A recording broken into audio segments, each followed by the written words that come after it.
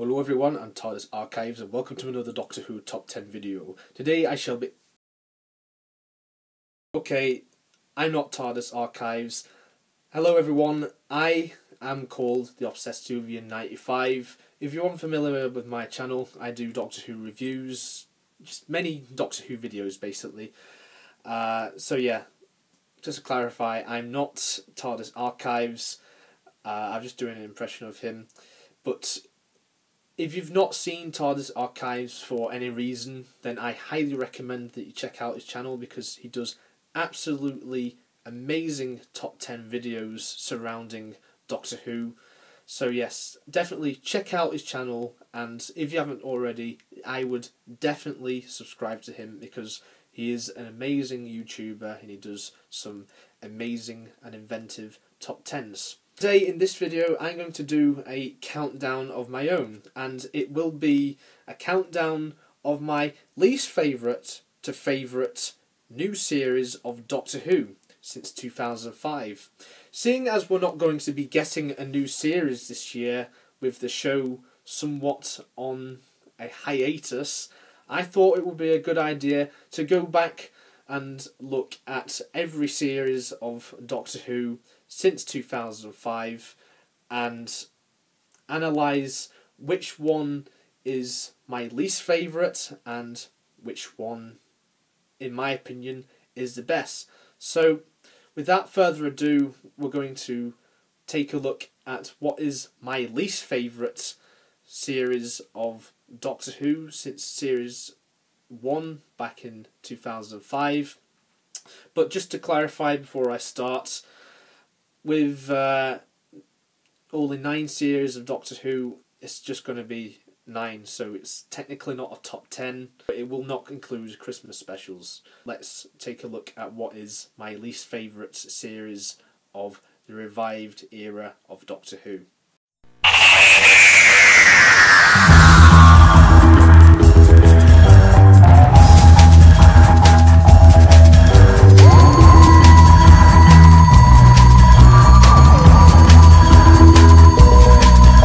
Now this series won't be a surprise to many people. Many Doctor Who fans consider Series 6 to be the weakest series so far since the show came back in 2005. For many reasons. We have convoluted plot lines, we have an overbearing story arc that just drags on, and in the end we don't really get a satisfactory payoff. There's just quite a few things wrong with this series. Now, there was another series that was my least favourite, but having had a look back, I thought, yes, Series 6 actually is probably my least favourite series since 2005. So we'll go through each episode. So we had The Impossible Astronaut and The Day on the Moon. I personally quite liked it. It was a good way to start off the series. Quite a strong opening. Not the best opening by any means, but quite a strong one.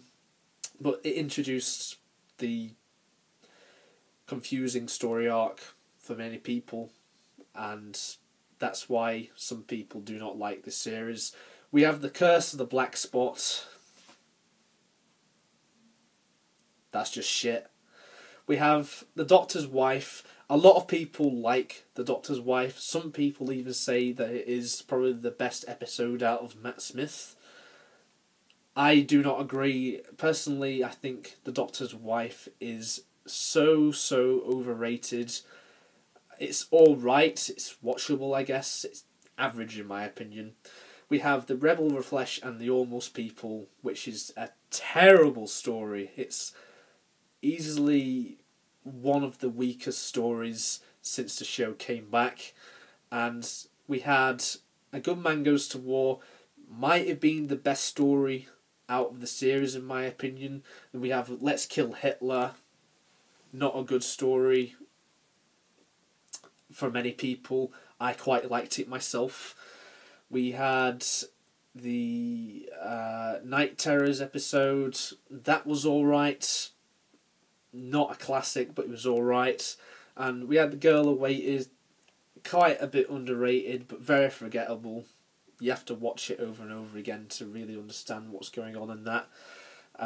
God Complex, again, quite underrated, but not one that I consider to be the greatest of episodes.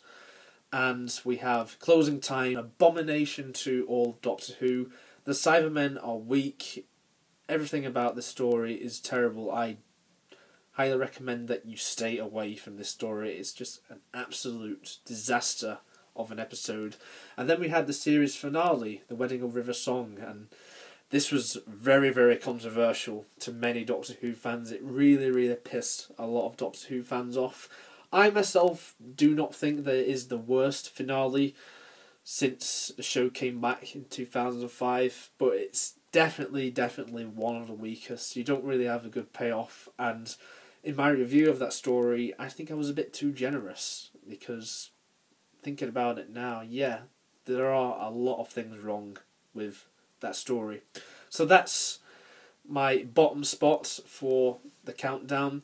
Let's see what is the second weakest series since 2005.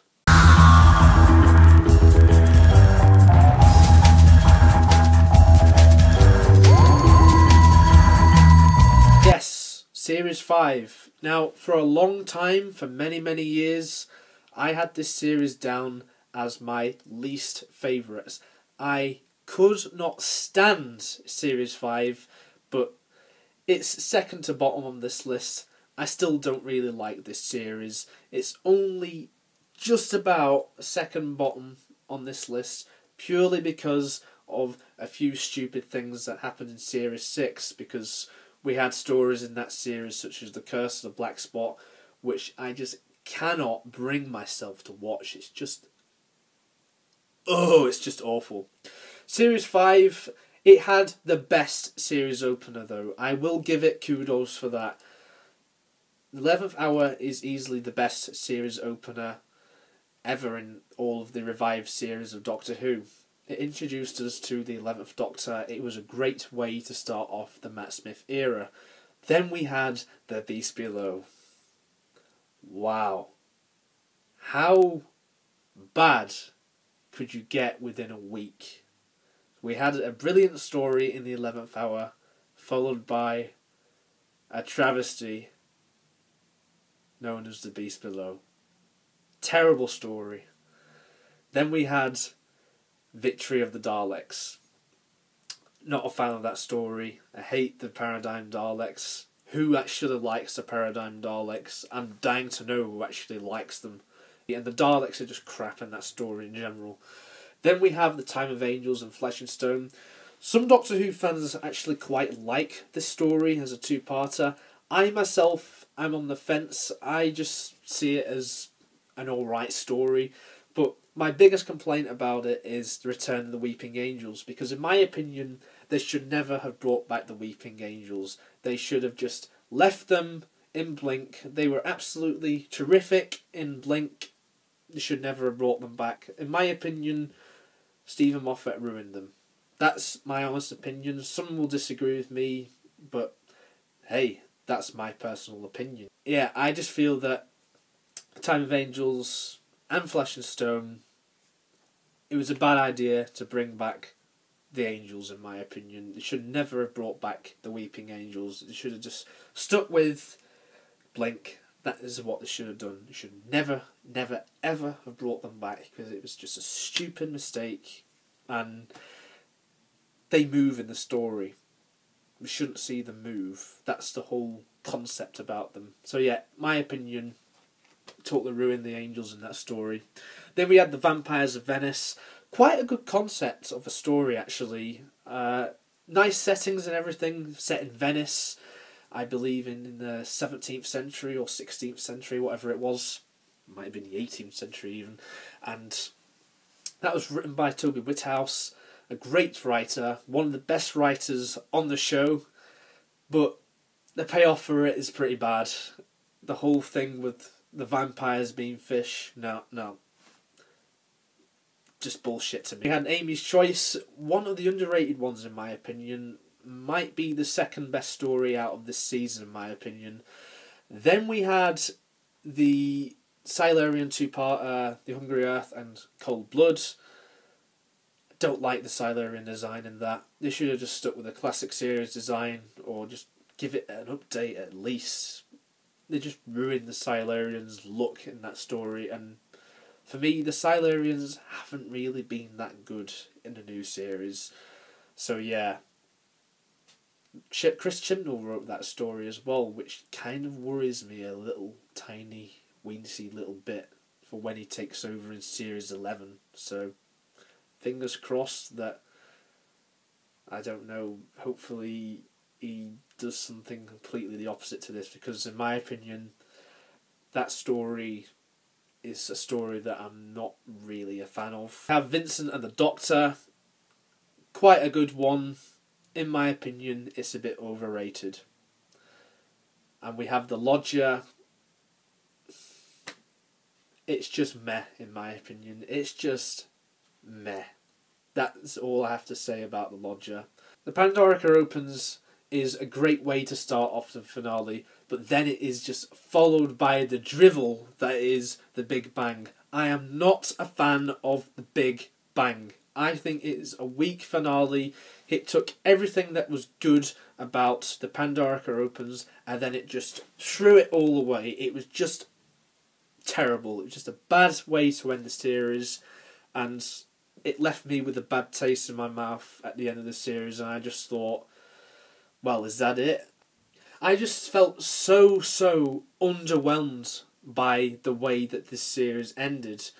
So yes, Series 5, in my opinion, a weak series. But it had a very strong opening, it just had a very crap ending.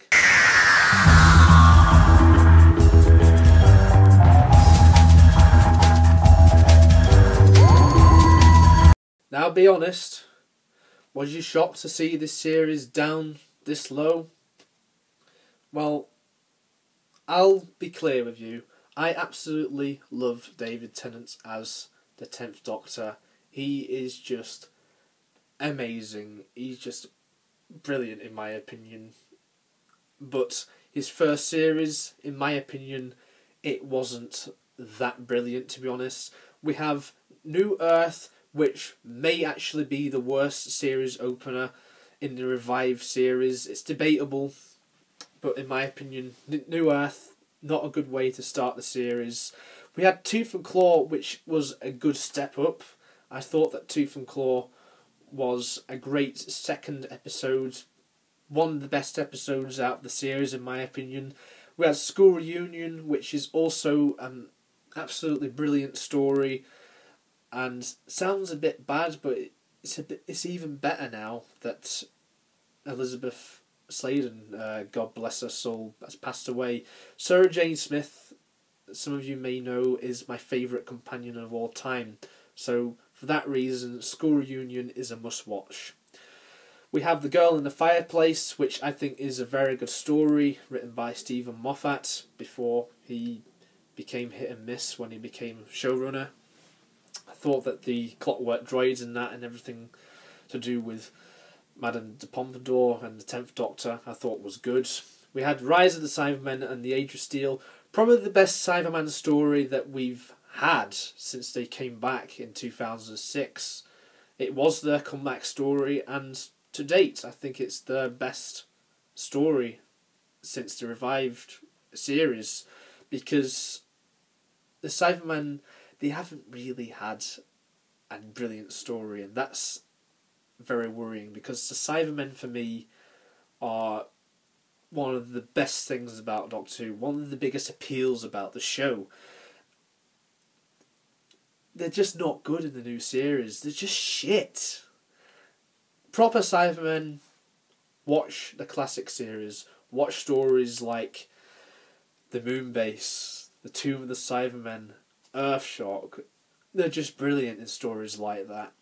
New series, not that good, to be honest. Then we have The Idiot's Lantern. Now, I'll be honest, I didn't really like The Idiot's Lantern when it came out. Since then, I've liked it a bit more, but I still don't think it's brilliant. I just think it's an alright story. It's watchable. It's an alright historical story. We have the Ooze two-parter, two of the best episodes of the series in my opinion. We have the Impossible Planet and the Satan Pit. It's a great way to introduce the Ood, and I'm actually glad that they did bring back the Ood in subsequent stories, because the Ood are just great aliens in my opinion, and I like to see them more in future episodes as well. I just think they're a great concept for an alien race, and I'd really love to see them alongside the Sensorites. I think we should have a Sensorites return sometime, because they are very similar to the Sensorites from the classic series. So definitely very good story. I highly recommend that you go and see The Impossible Planet and the Satan Pit. Then we have Love and Monsters.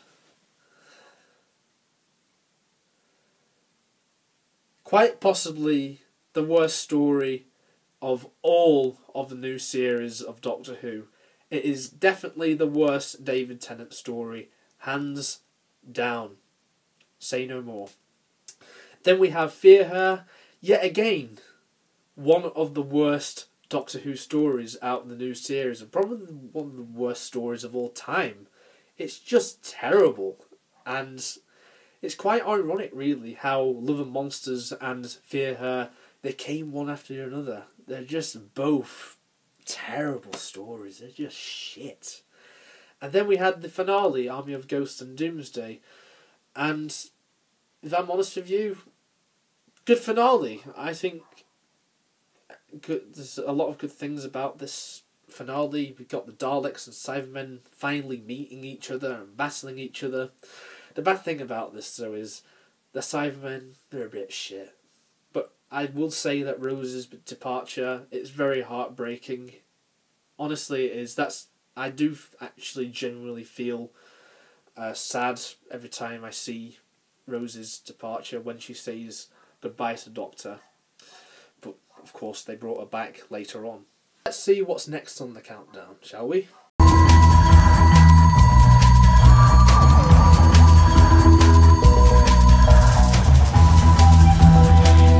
Series 7. Easily the best series out of Matt Smith's run as the 11th Doctor. This series ran from 2012 to 2013, and it was the 50th anniversary series. We had it start off with Asylum of the Daleks. I remember absolutely loving Asylum of the Daleks when it first came out nearly 4 years ago. But now when I look at it, I can see there's quite a few flaws with that story. And I don't know, maybe I might go back to review it again one day. Then we had Dinosaurs on a Spaceship. Underrated in my opinion. It sounds ridiculous. The title of the story sounds ridiculous. Chris Chibnall did a great job, and that's a very encouraging sign for him becoming showrunner in Series 11. Then we had A Town Called Mercy. Again, quite a good story, written by Toby Whithouse, yet again. Great writer. And we had The Power of Three. Absolutely amazing concepts. The way we got the payoff though, it was quite a bit pants to be honest. It's like the first 2/3 of that story was really good. The final third of it, not so good. Then we had The Angels Take Manhattan, one of the best 11th Doctor stories in my opinion. And here I think the Angels are very, very good. Still not as good as Blink, but certainly a lot better than their appearance in the Series 5 Angel story. And then after that, of course, we had the Snowmen in between. I won't say my thoughts on the Snowmen because that's just a Christmas special. Stay tuned for a list on Doctor Who Christmas specials sometime in the near future.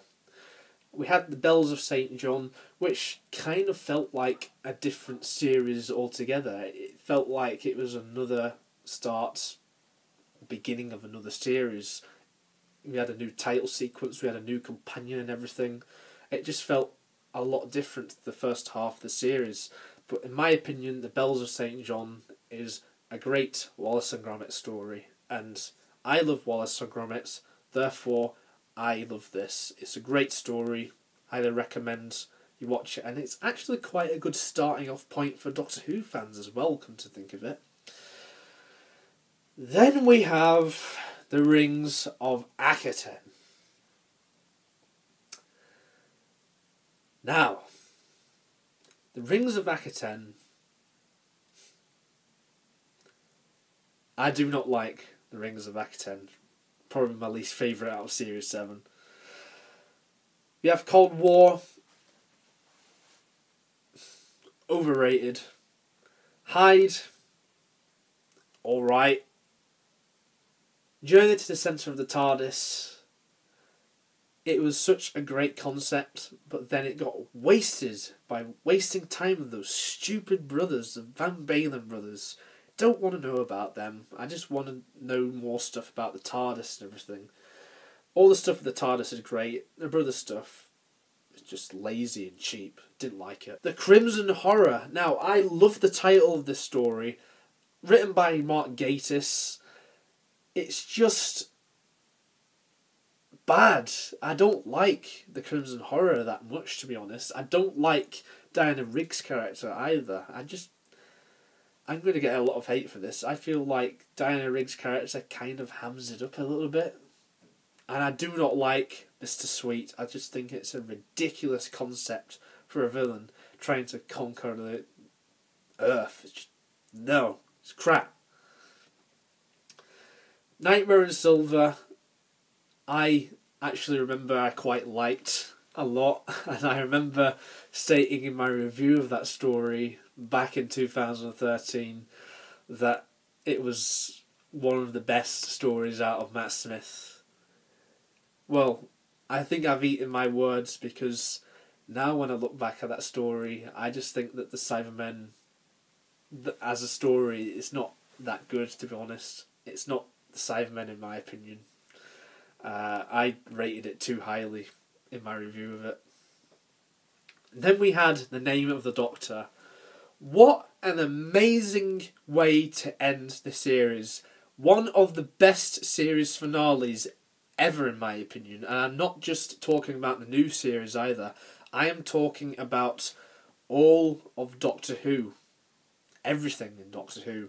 The Name of the Doctor is easily the best story out of the series, and that's a really good sign when the final story is actually the best story of that series. That story I definitely couldn't recommend any higher. It's just fantastic. Go out and watch it. It's brilliant.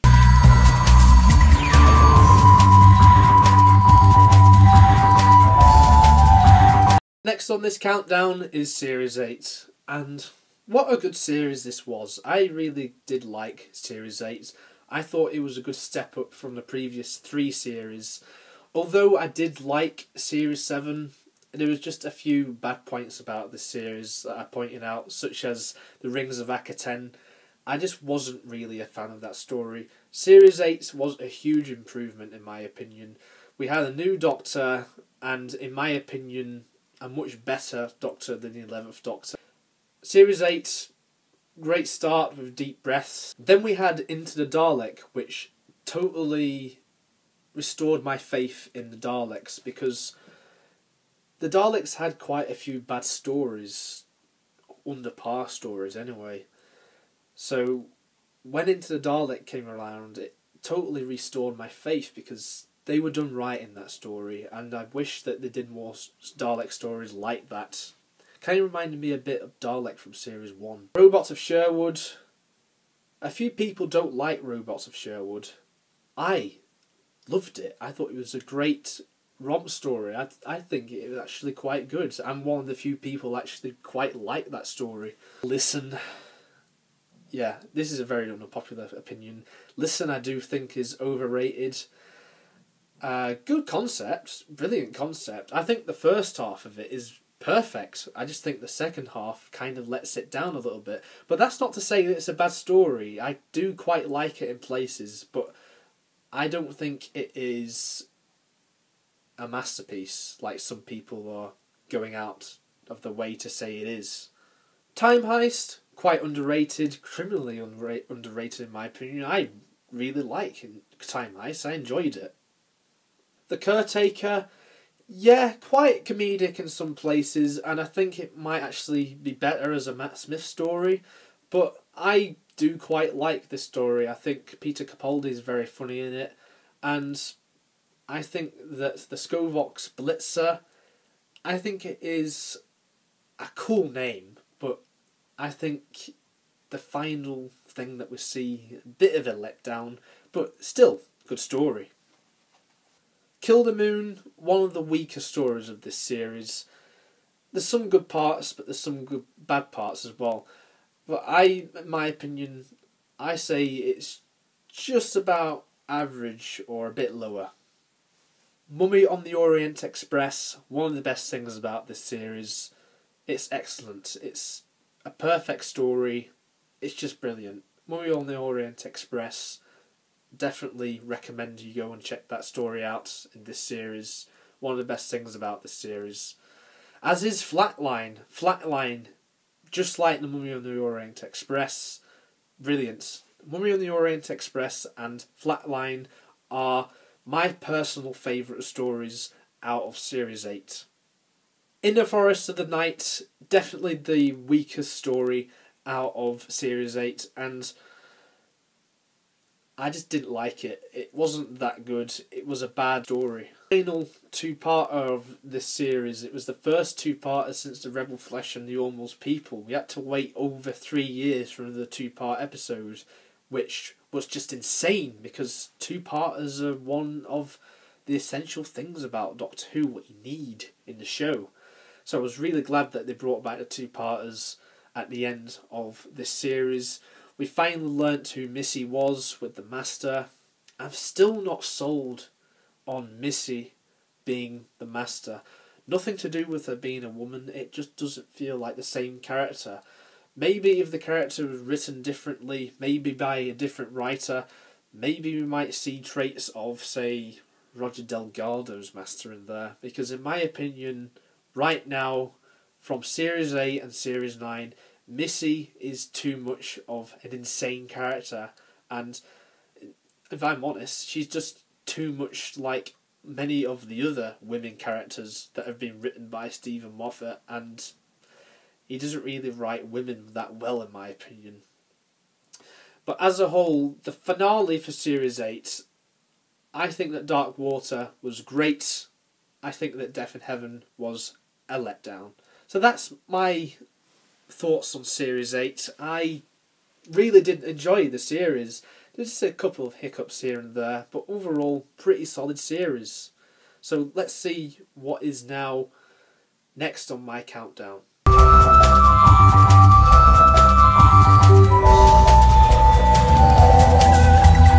Series 9, the newest series of Doctor Who, and in my opinion, it is definitely by a long way Stephen Moffat's best series. Some will disagree with me. Some will say that Stephen Moffat's best series is Series 5. Hell, some will even say that Series 5 is the best series out the revived era. I strongly disagree with that opinion, but hey, that's just my opinion. Everyone has a different opinion, and if you think Series 5 is your favourite, then fair enough. I'm not going to argue with it. Even though I disagree. Series 9 had quite a good opener. We had Daleks and Missy, and then we had the surprise return of Davros. It was just a great way to start off the series. It felt like a series finale in a way. So yes, The Magician's Apprentice and The Witch's Familiar, it was a great start from the word go. Not brilliant, not excellent, but a great start. Then we had Under the Lake and Before the Flood, a masterpiece of this series. One of the very reasons that you should check out Series 9. It's just brilliant from start to finish. It's one of the best ever two-parters out the revived era. It's easily Toby Whithouse's best story so far. He just did an absolutely amazing job. The Fisher King is so awesome. Those ghost people, they're just brilliant. I love them. It's just such a good story. Then we had The Girl Who Died and The Woman Who Lived. I wasn't really that keen on it, to be honest. I didn't really care that much, especially in The Woman Who Lived, which, to be honest, I kind of got bored with, and I could not stand Rufus Hound's character in that. The Zygon two-parter, quite underrated in my opinion. I really did enjoy the Zygon two-parter. The best thing about that story is the speech given by Peter Capaldi's 12th Doctor at the end of it. It's just amazing, and one of the defining moments. I think it will go down as one of the best moments in Doctor Who history in years to come. Then we had Sleep No More. Now, I will be honest with you, many people consider Sleep No More to be a train wreck of an episode. I, myself, do not think it is a good episode. I don't think it's terrible though, but it is certainly the weakest story out of Series 9. I'm not so sure whether it is Peter Capaldi's worst episode so far, but I definitely do feel that Sleep No More, it definitely is the weakest story out of Series 9. One thing you should never ever do is take away the title sequence of Doctor Who. You should never ever do it again, because while the concept was good with the whole found footage thing, at the end of it all I just got too bored and it just felt too much like a gimmick. It was executed very badly. Face the Raven, alright story in my opinion, but I think it's a bit overrated, to be honest with you. I think that Face the Raven, overrated. The only big talking point about it was Clara's supposed departure. Then we had Heaven Sent and Hell Bent. Now, Heaven Sent is easily best story out of Series 9. I'm sure some will agree with me on that. Peter Capaldi just owns that episode. I don't need to say any more. I really did like Hell Bent. I thought it was a great finale. A lot of people hate it. I can see their reasons behind it. Personally, while I don't think it is as good as Heaven Sent, I still do think it is brilliant. I just love Hell Bent. That's my opinion. That's my opinions of the episodes of Series 9. A very strong series in my opinion, and it's the strongest series that we've had in a few years. But now we're going to be entering into the top 3. So what do you think made my top 3? Well, it's not long to wait until you find out what my personal favourite series out of the revived era of Doctor Who is. Now we'll go on to number 3, my third favourite series.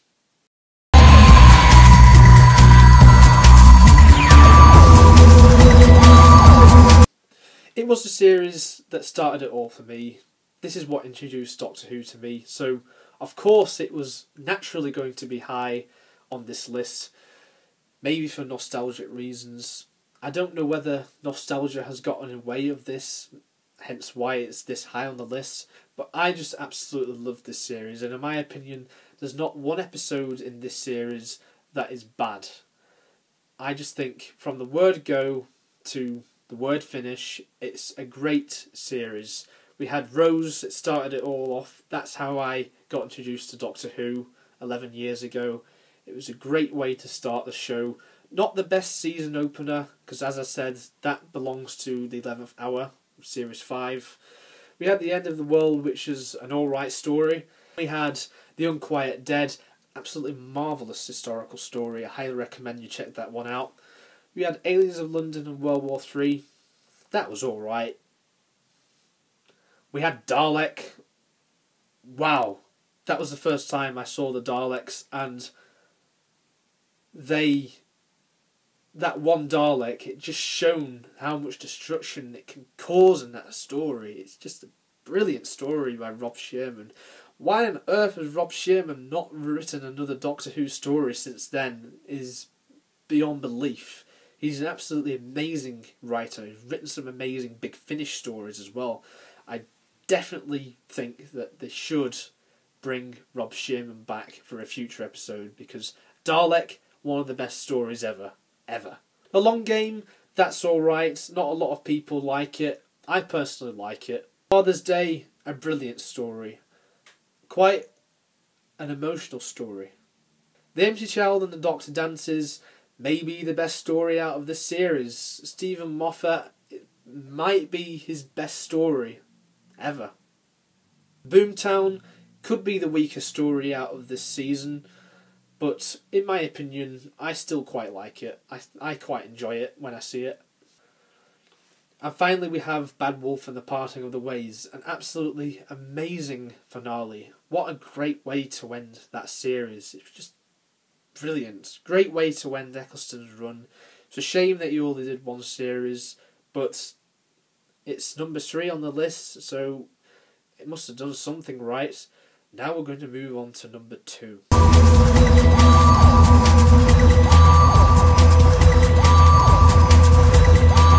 Number 3. David Tennant started in Series 2.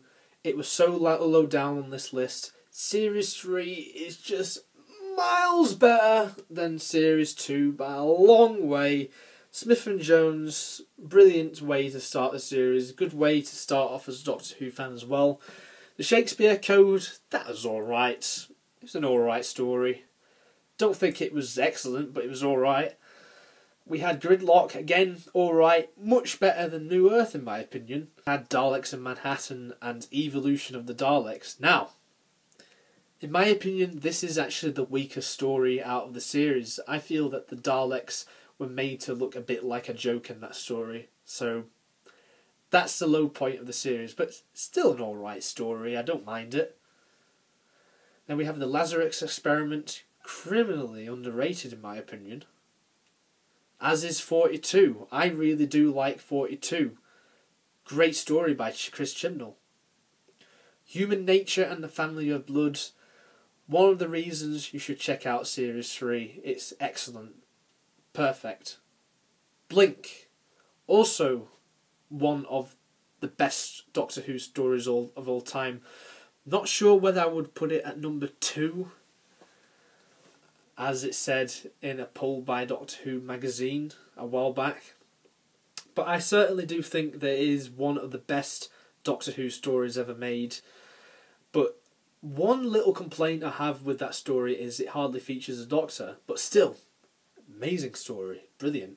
And the final story was the 3-parter Utopia, The Sound of Drums and Last of the Time Lords. Great way to bring back the Master. Reintroduce the Master to the series. First time we saw him in the TV show since the TV movie. And in my honest opinion, Derek Jacobi, he was just brilliant as the Master. I would have liked to see more of him as the Master, but then when he regenerated into John Sim in my opinion just did an amazing job with the Master, and I think the chemistry between him and David Tennant was amazing. It's such a shame that we never really got to see what happened to John Sim's Master and how the Master became Missy later on. So now we are near number 1. Have you guessed what it is already? Well, here it is.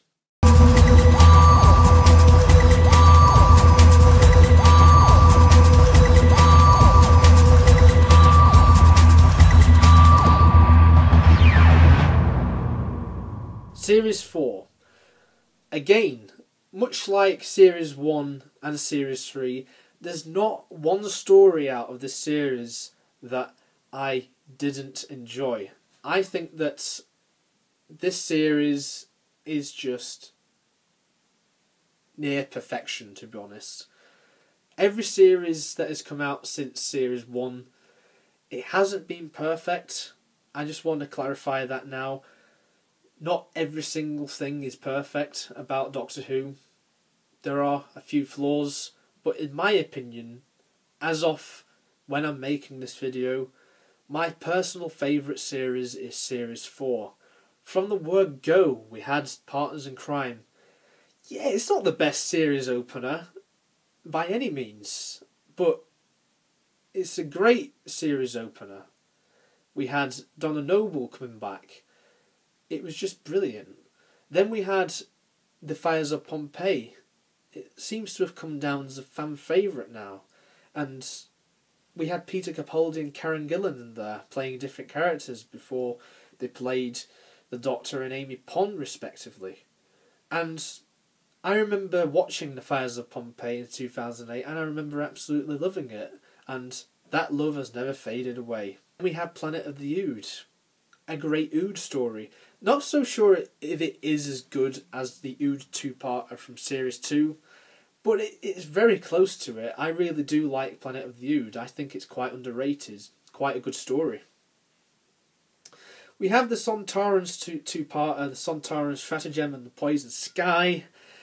I like the story. I like the Sontarans in it. Best that they've been in the new series, but in my opinion it doesn't come anywhere close to the Time Warrior from the classic series. But still, good way to introduce the Sontarans to a new generation, including myself. It was the first Sontaran story I ever saw. We have the Doctor's Daughter. Some love it, some hate it. I really like it. I think that it's a great story. Of course, it brought David Tennant and Georgia Moffat closer together, and Georgia Moffat is Peter Davison's daughter. Yeah, we already know about that. Let's move on. We had the Unicorn and Wasp. Interestingly enough, back in 2008, I remember disliking the Unicorn and the Wasp. I just didn't think it was all that good. But as time has gone on, I think this story has aged remarkably well. I think the humour is very good. You've got some nice references to Agatha Christie stories, seeing as Agatha Christie is a character in the story. I just really like it as a historical story, and it's risen up in my opinion. It's just a very good story. Then we had Silence in the Library in the Forest of the Dead. Again, I wasn't really that fussed about this at first. I just didn't really see the appeal by this two-part story. But as time has gone on, I've liked it a whole lot better. And now I see this as one of the best David Tennant stories. It's an amazing story and one I highly recommend. I think it's aged very well. It introduced the character of River Song, and of course he's made numerous appearances since then in the TV series and now in Big Finish. When I go back and watch this story, I like this a whole lot more now, knowing what happens with River Song, because obviously River Song became a recurring character after this story, because this was River Song's very first story. So at first I was a bit, I don't know what to think about this, but I don't mind River Song myself, so when I go back and watch this story, I really do like it, and I like the references to other stories that haven't happened yet in Doctor Who, including the husbands of River Song. We have Midnight, the companion light story of this series, and David Tennant owns this story. Amazing masterclass performance by David Tennant. He just steals the show in this story. Excellent concept of a story. One I highly recommend that you go and see, and the best viewing experience is always the first time for this story. Although on repeated viewing, in my opinion, doesn't lose that charm. I think it's an amazing story and one that I can watch over and over again. Turn Left is the Doctor Light story of this series, and while I don't think it is good as Blink, but certainly miles better than Love and Monsters, I think that this is a very good story and a good way to set up the series finale. I think that Catherine Tate does an excellent job with Donna Noble. It may actually be her best performance in the TV series. And of course we get the return of Rose Tyler as well, so what's not to like about this story? To mention, we also get a few references to some other new series stories. Then we had the big finale, The Stolen Earth and Journey's End. The Stolen Earth, perfect. Journey's End, not as good. I think Journey's End, bit of a letdown. But I think, in my opinion, This is just my opinion, right? The Stolen Earth did an excellent job because it brought back the best things about the new series as a whole. Seeing as I grew up with the new series, when all these characters came back, like Sarah Jane, Captain Jack, Mickey, Rose, Jackie, all those characters, right? I just loved it. And to me, it was just the best thing in the whole world at the time. So I think that new series fans, they'll always love The Stolen Earth. But I think some classic Whovians may not like the story, purely because it focuses too much on the new series as opposed to Doctor Who as a whole. And you get a lot of that through series 1 to 4, because from series 5 onwards, there's more of a continuity from the classic series as there is with series 1 to 4. That's how I see it anyway. But for what it's worth, I think the Daleks are very good. One of the strongest appearances ever, in my opinion. The other thing that lets it down is the resolution to the plot in Journey's End. And I think that Davros is amazing. Got the return of Davros in the story as well. What's not to like about that? Well, there are a few things not to like. That is my countdown on least favourite to favourite series of Doctor Who since it came back in 2005. I know that many will disagree with me. So, comment below. Tell us what your rankings are for the new series of Doctor Who. And join me very soon for some more videos on this channel relating to Doctor Who. And who knows, I may be doing some more countdowns. Until next time, cheerio!